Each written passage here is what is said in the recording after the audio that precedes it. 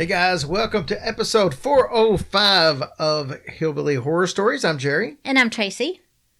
Tracy, we like to start off thanking all of our military and civil servants all over the world, no matter which country you represent, and that's especially important this weekend on Memorial Day as we remember those that we've lost in the military.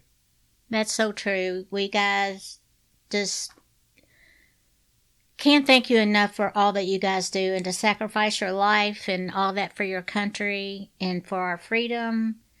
There's really just no words to express how thankful we are to you guys, you know, and all our loved ones that we've lost too. I mean, it's been a bad, it's been a bad year, I feel like. But we love you guys. We always pray for you guys. And, you know, just want to thank you again for everything that you sacrificed for us. All right, Tracy, this is another holiday weekend where people, you know, some people are out just having fun. They're having cookouts. They're out at the pool. They're out at the beach, whatever the case is. We're not. Yeah, we're not. Dang it. But anyway. But there are other people that this is like a horrible time of the year because, you know, they're just struggling with holidays and not having people to share some of these moments with. And let's be honest, there's a lot of people out there that have lost people in the military, whether it be Vietnam, you know, in the 70s, or whether it be the Gulf War, or just everyday situations like helicopters that crash during training missions and stuff. And so sad. And this is a time where it especially hits hard for them. But we just want you to know, if you're one of those people that's struggling, please reach out and talk to somebody. It will make you feel better.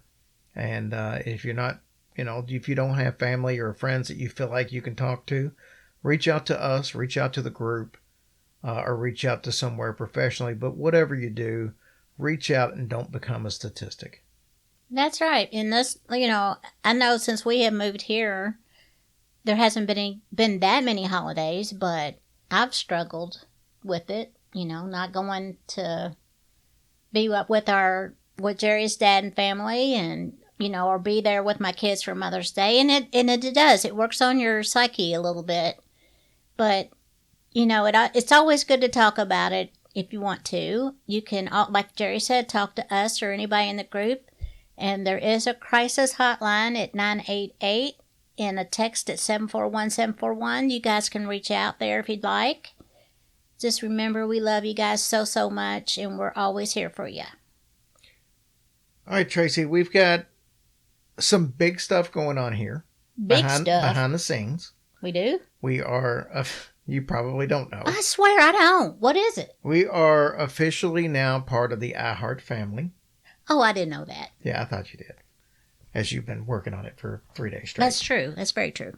With that being said, there was a lot behind the scenes that needed to be done. Between that and regular job and all that, there was absolutely no way I was going to be able to get a deep dive on one subject done this week. And there was no way I was going to not put out a new episode. So what I did was, I decided that instead of playing an old Patreon episode, which we've done in the past, we would do a collection of smaller stories that all involve messages from the dead. Oh, I love these stories. Yeah, and just so people know, they might think, well, what's the difference? The show lasts just as long. The difference is, and I'll give you some behind the scenes.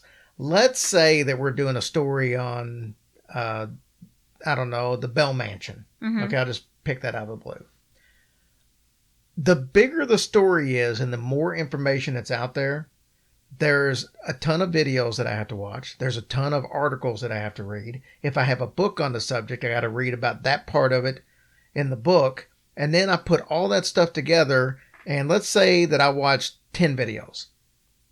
And 9 of them all say basically the same thing. But then there's one that's got some different stuff to it. Well, you don't know that there's different stuff to it until you listen to all 10 episodes or 11 episodes or whatever you're listening to. And then what you do is you find that diamond in the rough that maybe you haven't heard on another show, and we try to include that. That's how the deep dives are done. Same thing with the written stuff. You read a bunch of stories and, hey, this article here says that, you know, Mr. So-and-so saw something and that wasn't listed in any other article that we looked at. So it takes a lot of extra reading and all that. And then when you compile that story, you're making sure you include those little golden nuggets. Well, of course you want to try to cover all the bases and you really don't want to leave anything else. Right. But you got to go down a lot of rabbit holes. That's the point. You got to go down a lot of rabbit holes. But what if you do a story like the ones we're doing tonight, it's usually a personal account of somebody, and that account is the account. Mm-hmm. There's nothing else to read about or fit in. So it makes it a little simpler for the writing, but I still have to go through and find the stories that I think are the most interesting. So I'll go through a bunch, but it's still easier than trying to do a deep dive on one subject. Correct. And I enjoy those stories too, though. Change it up a little bit. And I'm not glad that they passed on, but it is cool to see what happens after they do. Yes. All right, so let's jump on to this very first story. This one is from a Tracy Riggs in Arizona, which is funny because we know a Tracy Riggs. We sure do. But it's not her. No. Tracy feels like that she was chosen somehow to convey a particular message. Now, this happened back in 2016. Tracy was a regular at a casino near her home. Dude, is this story about me? I wish I had $1 every time I said that phrase. As a matter of fact, my next line I wrote was, wow, that sounds familiar. Now, I haven't been in a very long time, so. That's only because you don't know where one's at. I do know where one is, but that's okay. See? Well, kind of. Well, this particular casino allowed her to play slots for free on certain occasions. I guess where she'd built up, well, let me rephrase that, where she'd lost enough money where they wanted to get her back in there, because that's how that works. On this day, Tracy was sitting at the slot machine. Now, this slot machine was at the end of a row that had about 5 machines on it, okay? Mm-hmm. Within the first 5 minutes, this woman comes in and she sits down. Now, she could have sat anywhere in that line, but she sat 1 seat away from Tracy, and so there was an empty spot between the two of them. Mm-hmm. Tracy noticed through her peripheral vision what looked like a baby on the woman's shoulder. Okay, but that's weird. When she turned and looked directly at the woman, there wasn't a baby there. So she thought, okay. What was it? Yeah, I must be seeing stuff. So she went back to playing her slot machine. Again, she sees this baby out of her peripheral vision, corner of her eye, if you will.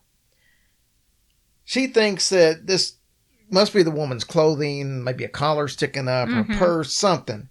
So she turns around again to check it out. Once again, she sees nothing, and she goes back to playing her slots. Again, she sees the baby, and at this point, it was starting to drive her a little bit crazy. Why was she seeing this baby on the woman's shoulder? So this time, when she went back to her slots, she heard a male voice say, "We're not going to stop bothering you until you talk to her." Whoa. And I'd be like, dude, you're bad luck. Go away. That's exactly what you'd be saying. Tracy had never experienced anything like this before. She didn't consider herself special. She didn't consider herself a medium or anything like that. So she heard the voice, but she didn't see nobody? No, she just hears the voice. She said she did feel like someone or something was bothering her by showing her this vision repeatedly. So Tracy stands up. She leans over towards the woman and she said, "Can I ask you a question?" The woman that was in her mid-40s, brunette, Hispanic, said sure. Tracy asked her if there had been a baby in her circle who had died recently. The woman kind of surprisingly looked at her and said that she was a neonatal nurse. Then the woman asked Tracy, "Am I hurting them?" And Tracy replied with, "No, all they feel is your love." Then Tracy told her that... Wait, why would she ask that question? I don't know, but it was obviously weighing on her mind. Okay. Or maybe she felt like that... Why would she feel like she's hurting them? I don't know, but Tracy did ask her if a baby had passed away in her circle, so maybe she felt like... Okay. So then Tracy said, "You know what? No, all they feel is love." But then she told her that she could see a baby on her. Obviously, the baby feels a connection to you. So much so that that baby stays with you even after you're through working. The lady thanked Tracy several times for the message. Tracy went back to playing her game, and she never again heard the voice or saw a peripheral apparition of a baby. That is wild. So that's our first story. That's pretty cool. I hope she had a jackpot after that. Okay, unimportant to the story. I know. Just saying. Wow, that is so cool. But that's so weird, though, that that lady said that. Yeah, it was so out of the blue Yeah. that she would say, am I hurting them? Maybe she was hurting them. Maybe she... And she had a guilty conscience. Yeah. But why would that baby be clinging to her if that was the Well, case? that's true. All right, Tracy. There have been several instances in the past where psychics or mediums have helped out on police investigations. And I think that's awesome. This was almost one of those cases. Oh. So you're going to see what I mean when we get into the story. But in the late 1970s, early 80s, Jody Hanisch, she belonged to a paranormal group out of Kansas City, Missouri. The group leader was a man by the name of Morris. Now, Jody was a medium. That was what she gave to the group. One evening in 1981, Jody was washing some dishes. She heard a distressed female voice behind her say, "They're too far north." That's random. Tell them that they're too far north. Jody turned around and there was absolutely no one there, and she had no clue what that meant. But she sensed that someone on the other side needed help. But she also, like I said, had no clue what kind of help was needed. Later that evening, she was watching the news, and she saw a story about a young girl who had gone missing from a small town in Missouri. This coincided with two men escaping from Lansing Penitentiary a few days earlier. The prisoners split up after they escaped, and many thought that one of these prisoners had snatched the girl up. There was a desperate manhunt underway for this escaped prisoner and the young girl. This is when Jody heard the voice again. This time, it was right next to her. Again, she heard, "They are too far north."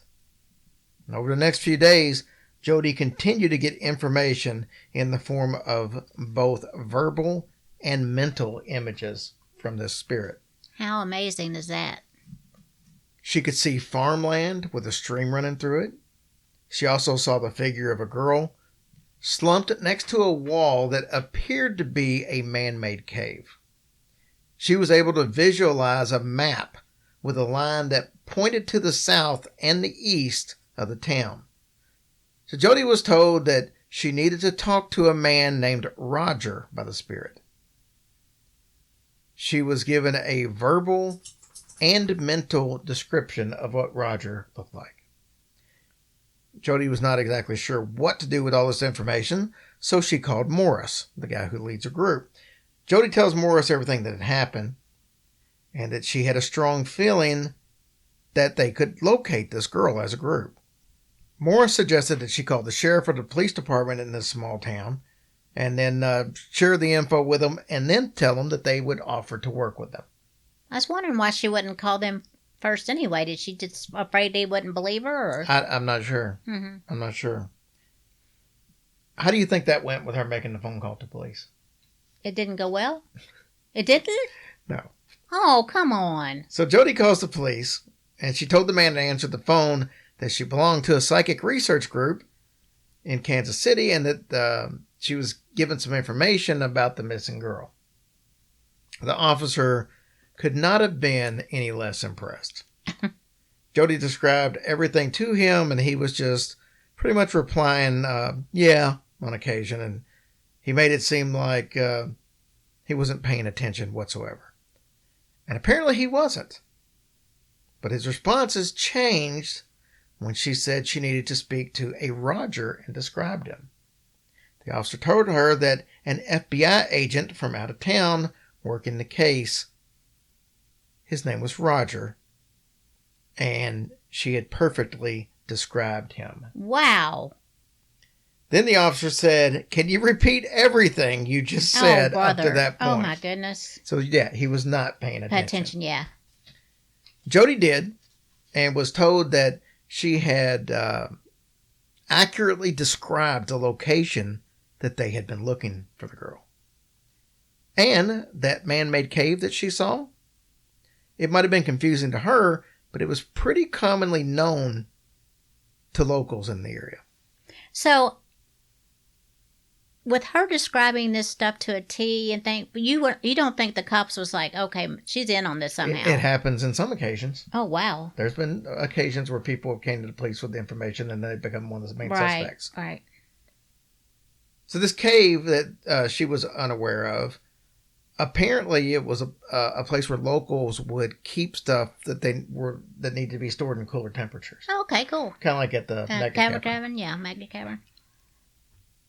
Well, Jody calls Morris, and Morris decided to call the police department and ask if they could have an officer escort them around so these farmers wouldn't be like, "Get the hell off my property," or whatever. And that's all they wanted.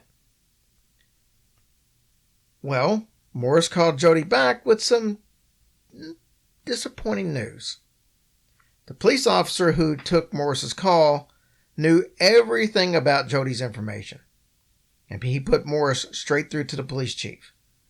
The police chief said that, unfortunately, the town had run out of resources and funds to continue a search, and they had called it off.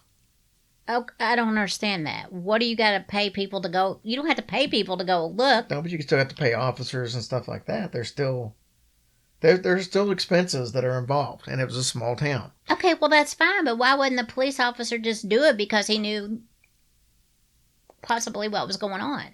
Morris told him that the group members would do the search as volunteers. All they were asking for was protection. The officer was, apologetic. It was completely out of his hands. As for Jody, she said that as far as she knows, the girl was never found. She feels like the group would have found her if they were given an opportunity. And Jody apologized to the spirit. The spirit thanked her and told her that it wasn't her fault, and thanks for trying. Okay, I still don't get this. Why are they saying they needed protection from the people that own the land? Yeah, they didn't want to just be out there trespassing on somebody's land, especially when you got an escaped criminal on the loose. Good grief, that's terrible. Aw. Well, that's really sad. And that would be so frustrating. Oh, of course it would be, to feel like you know the answers on something that can find somebody. But even it sounds like, with what she described, it sounded like the girl in her vision was dead already. Right. And that would have given closure to the family, but I don't think it would have saved her life. Not based on at least what I heard there. All right, Tracy, we always love to do guardian angel type stories, and that's what we have coming up next. But remember, this is a messages from the dead, so what message will be delivered in this story? I can't wait to hear. Well, you're going to have to wait because we're doing a sponsor break, and we'll be right back. All right, Tracy, we're going to discuss a young lady by the name of Lisa. Lisa's actually had a life of paranormal experiences starting at the very young age of 4 years old. Her parents noticed that as a very young girl, Lisa would talk to an imaginary friend. Not uncommon. Pretty common, as we would say. But on one occasion, in front of several witnesses, including her parents, something happened that would stick with her. Lisa was sitting in her parents' room watching a movie. That's when she invited her imaginary friend to have a seat on the beanbag chair that she had brought in. Now, Lisa brought this chair in, and as soon as she set it down, she completely flattened it out on top before sitting on her own seat. So you got a complete flat top on this beanbag. So then she invites her imaginary friend to have a seat. Lisa turns her attention back to the movie when all three of them hear a sound. They glance over, and the beanbag had an indention and the top of it, as if someone was sitting in it. Cool. I dig it. Lisa's parents, David and Maria, attributed most of these events to their daughter's active imagination, but this was completely different once they saw this. Then Lisa's parents were not the only ones to have noticed Lisa's fascination with her imaginary friends. Her real friends, human ones, knew that she had a habit of talking to unseen friends. They just, again, thought it was her overactive imagination. But when Lisa was 10, Lisa and her parents moved to a new town. This was in New South Wales, Australia. So Lisa felt completely safe at home, but she could never quite shake the feeling of being watched. Friends who would come over to the house for a sleepover or for study time would even joke about Lisa's invisible friends. It wasn't until tragedy struck that Lisa's mother started to really take her daughter's experiences more seriously. So we'll jump to 2010. Lisa was now 18. Her beloved grandmother, Esther, became seriously ill. Apparently several years of being a heavy smoker had caught up to her. Lisa had spent almost every summer of her life to that point with her grandmother, so they had a very close bond. Esther passed away June 23rd of 2010. Lisa was devastated, as you can imagine. Lisa regretted not being able to see her grandmother right before she died and to tell her, "I love you," and to hear, "I love you" back. No. I understand how that feels. I went through that same thing. On the day that Esther died, it was 2 days before Lisa's 19th birthday. 2 days before my grandmother's birthday. Really? Yep. And the same grandma I used to spend the summers with. That's crazy. Mm-hmm. Esther knew that she was on her last couple of days, on her Right. deathbed. With that being said, she requested 2 very important things. First was not to have her funeral on Lisa's birthday. Yeah, I understand that. So the funeral was held on June 28th. The second request was to give Lisa a gold angel necklace. Maria was to tell Lisa that this necklace symbolized Esther's enduring love for Lisa, and that she would always be Lisa's guardian angel. Oh, that's sweet. From that day forward, Lisa wore the necklace every single day. But exactly 1 year later, June 28th, 2011, Lisa was running late for a date with her boyfriend, Jasper. She was going way too fast down a road that she had driven on countless times. This was one of those roads with twists and turns and big curves and stuff like that. Lisa lost control of her car. The car went off the road and into a ditch surrounded by trees. The car was so down in the gully there that it was hidden from views. Oh, heck. From the road. Lisa was trapped inside the wreckage. She said that she lost control of the car, and as soon as she did, she screamed. But then she felt a warm calm come over top of her, as if someone was holding her in a protective embrace. When the car finally came to a stop, Lisa found herself clinging to the angel necklace, even though she had no memory of reaching for it.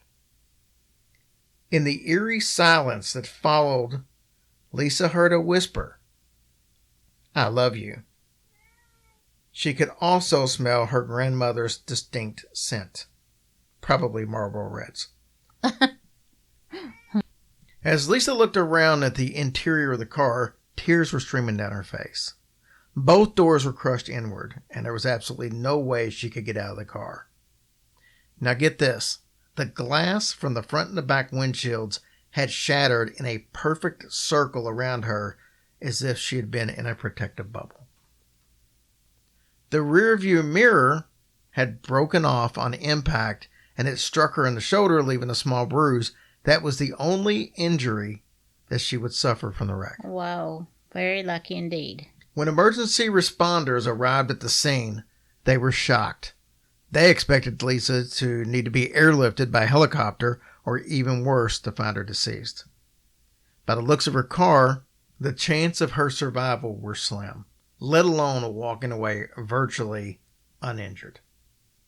The police officers on the scene called this a miracle, stating that at the very least, Lisa should have been paralyzed from the waist down, and they were puzzled by the rearview mirror. Remember that mirror had fell off and struck her in the shoulder, but the policeman said that that mirror should have struck her in the head. That's what they would have assumed. And when she told them that it hit her in the shoulder, he was completely in disbelief. He said it was as though something deflected the mirror at an impossible angle, sparing Lisa from a potentially fatal head injury. Wow, and that's something. Lisa managed to crawl out of the wreckage through the window. As she saw the twisted remains of her car, she realized just how lucky she was to still be alive. In the days and weeks that followed, Lisa shared her story with all of her friends and family, always saying that she thinks that her grandmother saved her life that day. And in the years since the accident, she still wears the necklace every day, and she also shares her story with anyone who is struggling with the loss of a loved one. Well, how amazing is that? That is a great story. Well, we've said it 1,000 times on here. I am always in love with these stories where a loved one actually comes back in a guardian angel type sense and yeah, protects you for sure. You. All right, Tracy, this next story is a very short one, but it's pretty cool. People have claimed to get messages from the dead from games. But when you think that, you're probably thinking an Ouija board. Ouija. Whatever. But what if that game was Bananagram? I've never even heard of that game. Oh, you haven't? No, Well, this is a game that's similar to Scrabble. And you've got these tiles of letters, and you put them in like a yellow banana-shaped bag. Mm-hmm. And you shake them up, and then you pour it out. Oh, gotcha. So that's what was going on here. Dina says that her mother was a fantastic mother, and she was a great grandmother. She never had much money, but more than enough love for her entire family. And that's all that matters. She was the type that would have all of her loved ones over for every gathering. She was the cement that held everybody together in the family. When she passed away, her family was devastated. Like I said, she was the one person. One of the things that she was known for was anniversaries of deaths. She would go to the cemetery. Mm-hmm. She would always bring flowers. She would do that on holidays, but especially the anniversary of her death. That's something she did. 1 year after her death, Denise had made plans to visit the cemetery for the 1 year anniversary. But the night before, Denise sat on the floor with her son Devin, who was 14 at the time. And they started playing the game of Bananagram. As she jumped out the bag of tiles, her and Devin both noticed the same thing. 5 of the tiles that landed together spelled out P-A-L-E-Y. That was Denise's maiden name. Oh, ugh. This was strange in its own right, but it was chalked up to coincidence. The next day, it made more sense. As they stood at her mother's gravesite, they looked at the letters engraved on the headstone. P-A-L-E-Y. Denise thinks that was her mother's way of reminding her to come to the cemetery on the anniversary of her death, like she always did, because she wanted to see her. Aw. Well, that's really nice. So, there you go. Very nice story. That's the story we have for this week. That's good, honey. Let's take a quick sponsor break, and we'll be right back. All right, Tracy. If you want to come on the cruise, you better go get your ticket. Yeah. It's us. It's for Ohio. It's going to be chaos. mainly because of Brohio, not us. But it's going to be fun as hell. That much I can tell you. Tim Mullins is going to be there with his lovely there's bride. a bunch of people that's going to be there that you guys have maybe not met, but you've seen in the groups or you've seen on the Facebook pages. Like I said, Tim being one of them. It's going to be an absolute blast. You've got till July to get it paid for, so you still have a couple months to break it down. The end of July or when? No, it's like the beginning of July, if I remember. I don't have the exact date, but it was like July 7th or something last time. But the cruise leaves out September 15th. It's a 5-day cruise going to 2 stops in Mexico, 3 days cruising. It's going to be fun. And, of course, we're going to be doing a live show with Brohio, and you'll have a meet and greet and a cocktail party and all that as part of your tickets. Go to our website, hillbillyhorrorstories.com. Click on the link. You can see which type of rooms are available, what the cost is. You can even see videos of the room and a complete video of the ship. Oh, I know. It's so nice that they... we got that out there so people can actually see the real thing. So. Absolutely. And then the only other event we've got going on right before that, like a month before that, St. Augustine, Us and History Goes Bump. It's our 8-year anniversary show. I would suggest not holding off on tickets because there's only 60 available from the start, and we've already sold a bunch of them. So if you want to go to that, come out, spend a weekend, have a blast. You can rent rooms. There's information on there where to rent rooms, but these rooms are right on the beach. Yeah, it's very pretty there, so you'll enjoy it. Yep, I think you guys will have a good time. All right, Tracy, what do you got going on over there? Well, our reviews this week is from Spider Mom from Mars. I freaking love that name. And our lovely Mojo Lobster never lets us down every week. Thank you so much, doll. We appreciate y'all's reviews. Keep them coming if you can, because it really does help. And our Patreon this week is Kara. Thank you, sweetheart, for your support. We appreciate you so much. And that's all I have. All right, awesome. Well, guys, that wraps it up for this week. We don't have any type of an interview, so we hope you enjoyed the stories, and we'll see you next week. Love you guys. Have a blessed week.